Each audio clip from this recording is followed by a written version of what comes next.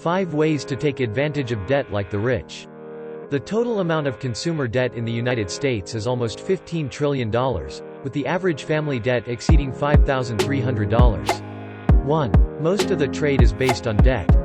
It might sound a bit controversial because borrowing money to start a business is a horrible idea.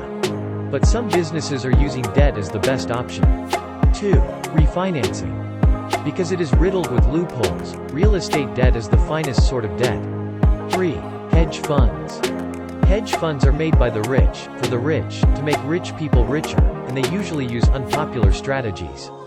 4. Forex. Currency trading takes place on the forex market. It facilitates international trade. 5. Credit score. Debt is a powerful tool, as you can see. Debt is used in numerous ways by every successful business or entrepreneur, especially if they have an established business plan.